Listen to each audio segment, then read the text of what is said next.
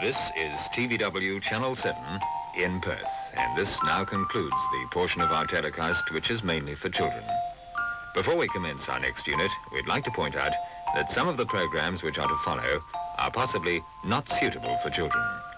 Good night, girls and boys.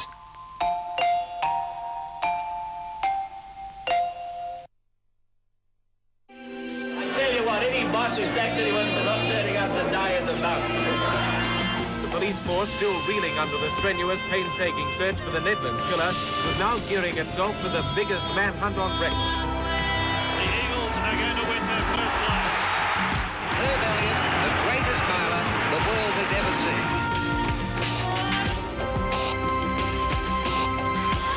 Miss West Coast, 1976, is number 3, Karen Peeney. The next thing we heard was that it was coming down over Australia. Holocaust Inferno Fireball. Who can adequately describe the scene here dwelling up today? Let's go back to the year 1961. The place, the tiny timber town of Dwellingup, and our worst bushfire disaster in memory. Holocaust Inferno Fireball. Who can adequately describe the scene here dwelling up today? Last night's fire wreaked devastation over the whole township area. Seven's Darcy Farrell, the reporter on the spot. Damage. The buildings are still standing, the post office and the hotel. People here are still surprised and shocked at what happened last night. They are still not really aware of what did occur. We watched our home burn from there, Catholic church, the schoolhouse, the whole butcher shop. It must have been a terrifying experience. Terrifying experience when the garage went because of the petrol vases and the bulk petrol that he had there. And your name, sir? Reg McLean. And were you here last night? I was here from Saturday night, yes. From Saturday night. Have you seen anything to compare with this fire before? Never. And could you describe it in your own words? What did you feel, or what sort of terror were you filled with when it did strike? Well, there were 18 of us cut up in the workshops up here when it hit us, and, well, I thought it was a finish of it. 1968, another natural disaster. Meckering the morning after. Row upon row of crumbling houses, many of them wrecked beyond repair. An earthquake wipes out the wheatbelt town of Meckering. This man was driving through town when it struck.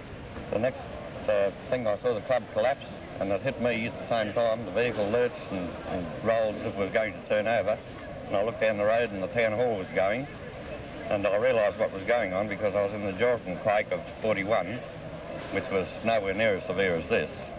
And the ground absolutely rippled all over. People ran screaming into the streets. This woman's house collapsed, her baby son inside. I was standing on the back veranda cooking, and the baby was in the kitchen, and all of a sudden I just couldn't stand up. I just couldn't. And I was sort of fighting against it, and I knew I had to stand up because I had to get to the baby, and the wall come down, I've got no skin on the back. And anyway, when all the rumbling sort of stopped, and I yelled for my baby, and he started to cry. I was driving a tractor, and I was about to stop, you see, and I thought I'd hit a big stone. The tractor seemed to roll, and it nearly threw me over the wheel, and at that moment I saw the chimneys falling off the house. Premier David Brand declared virtually every building would have to be demolished. 30 were injured, amazingly at sea. The massive oil tanker Kirky, its bow broken off, fumes from oil gushing from the ruptures suddenly ignite. Oh, get back, Tim. No, just take pictures, okay. Back. It's okay. You're going to chop it behind. And we've also suffered at human hands. The date is Saturday, February the 9th. The time, 3 o'clock in the afternoon. The second phase of Perth's great crime wave of 1963 has begun. A violent domestic row in Belmont ends in bloodshed. 2 people lay dead, killed by shotgun blast. One victim is left sprawled over the back seat of this small convertible. The shocked woman driver is still in the car. The body of Police Constable Noel Isles is on the ground nearby. The killer hijacks a taxi and heads for the Nangara pine forests. Hundreds of police move in, and this is just 2 weeks after serial killer Eric Edgar Cook shot 5 people in Nedlands and Cottesloe. The police force, still reeling under the strenuous, painstaking search for the Nedlands killer, was now gearing itself for the biggest manhunt on record.